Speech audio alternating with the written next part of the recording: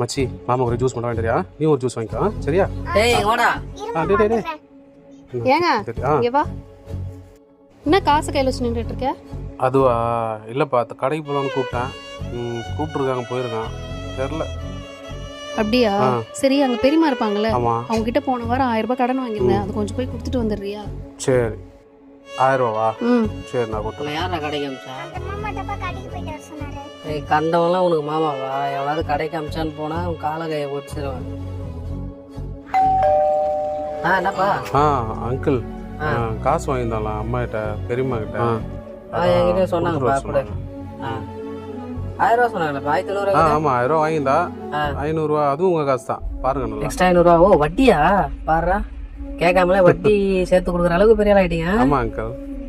சரி சரி. கடைக்கு போயிட்டாடா, 2 ரூபா நீ எடுத்துக்கடா. சரி மாமா. மச்சி கடைக்கு போயிட்டாடா. சரி மாமா. உங்களுக்கெல்லாம் உங்களால் நாங்கள் நல்லா இருக்கணும், உங்களை விட நல்லா இருந்துடக்கூடாது, அதானே?